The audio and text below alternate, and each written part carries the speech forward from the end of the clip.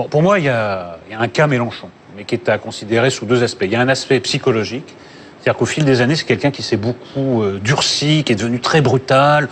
Sa spécialité, c'est l'agression verbale, surtout si le contradicteur est un journaliste. Et...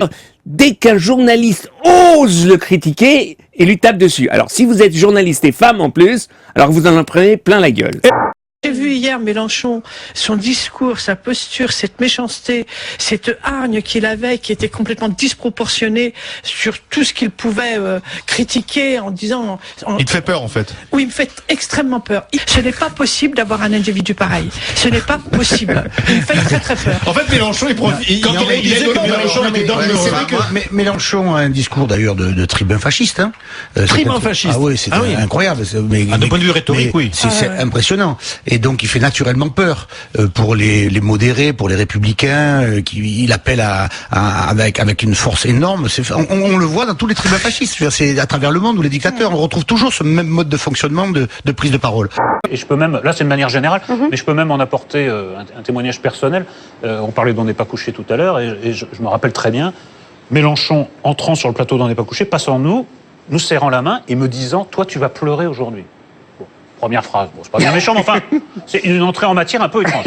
Et après... Il n'est pas du genre à s'amender, il n'est pas du genre à discuter, il est plutôt du genre à invectiver ou à insulter, ou à faire insulter. Donc... Après l'émission, celui qui avait pleuré n'étant pas le bon apparemment, il a envoyé un message à un ami commun, et franchement, cet ami commun, il était question de moi dans le message, il me l'a lu, c'était plus des paroles de petits voyous que d'hommes politiques de premier plan. Donc c'est très très étrange. Il était question de casser les jambes d'un tel ou d'un tel. Enfin c'est un peu bizarre, quoi. Et bon comédien en ce sens, il est tribun, on voit bien, il se met en colère, et puis il tape dans le dos, et puis on se tutoie, enfin on reçoit Buisson à la maison, mais en même temps, etc. Donc... Le Front National. Ah oui, et quand Mélenchon associe au Front de gauche des groupuscules qui préconisent pour certains d'entre eux, qui tiennent des propos antisionistes par exemple, c'est pas... Il n'y a pas de problème avec ça.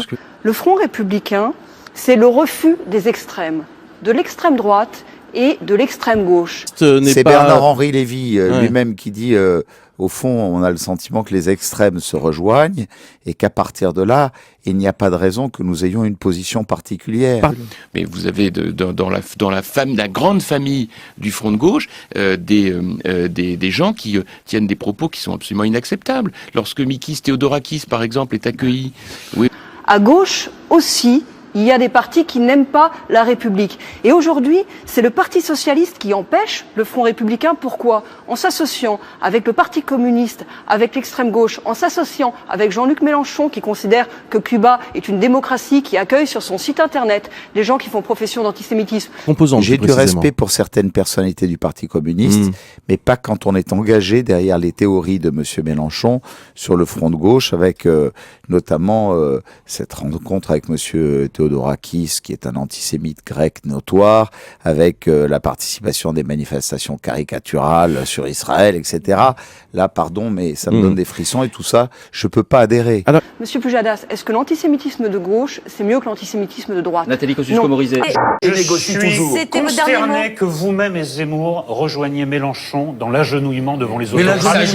Mélenchon est à genoux devant Cuba, est à genoux devant le Venezuela, est à genoux devant Poutine, et vous le soutenez.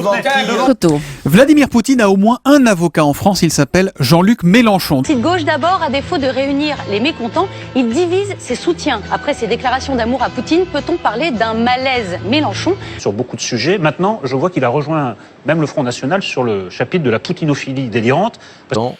Daniel Cohn-Bendit. Il est dingue. Tout simplement. J'en ai marre. J'en ai marre de Jean-Luc Mélenchon. Une fois trotskiste, toujours sorti. Mais pourquoi il va par là, selon vous, Mélenchon? Pourquoi il se fait l'avocat des causes indéfendables? Vous savez, je dirais une chose méchante. Une fois trotskiste, toujours trotskiste. Vous savez, Plus jaune des Tibétains, etc., en justifiant que le Tibet soit massacré par les Chinois.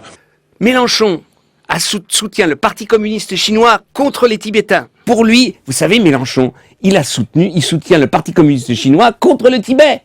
Mélenchon soutient Maduro, Chavez, Castro, il a Castro, Chavez, Maduro, Yanukovych et Poutine. Il aime beaucoup Fidel Castro, il aimait beaucoup Ahmadinejad qui voulait rayer d'un trait de plume Israël, il aimait beaucoup Chavez.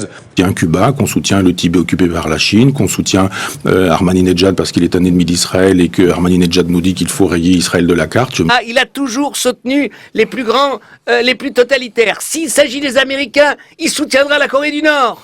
Il soutiendra Loushenko. Maintenant, il a trouvé son orientation. Je hais les masses. Voilà ce que dit Jean-Luc Mélenchon. Et il hait les Américains, il hait les Allemands. Et puis cet homme, effectivement, nous a fait savoir qu'il aimait tous les régimes dictatoriaux, pourvu qu'ils soient prétendument de gauche ou anti-américains. Parce que Mélenchon, il a une vision autoritaire de la vie et de la politique. Avec une espèce de fascination pour le totalitarisme. En nous faisant l'éloge des massacreurs de peuples, quand même.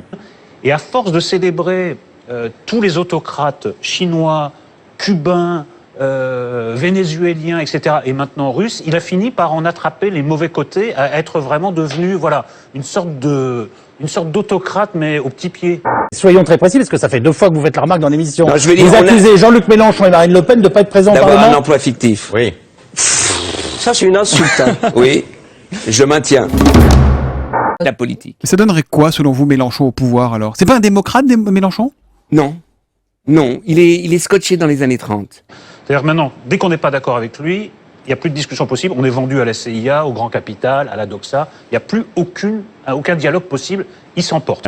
Je trouve que le ton de Mélenchon, eh bien, il rejoint le ton de Marine Le Pen. Voilà qui est dit. Ouais. Mais Mélenchon au pouvoir, il mettrait tous les Mélenchons en tôle. On est tous contre les sectaires, c'est-à-dire quoi?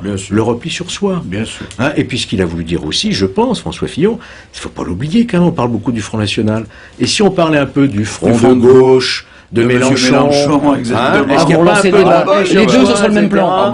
C'est ça, pour vous c'est pareil. Non, mais attendez, on n'en parle pas, vous en parlez pas, vous faites des gorges chaudes. Sur la place de la Bastille, quand Mélenchon dit qu'il faut mettre un terme à la Ve République, il faut mettre un terme aux élections, etc. Personne ne dit rien. Mais enfin bon, c'est parfaitement anti-républicain. Et Frédéric Dabi. Quand Mélenchon dit qu'il faut mettre un terme à la Ve République, il faut mettre un terme aux élections, qu'il faut mettre un terme aux élections, qu'il faut mettre un terme aux élections, etc.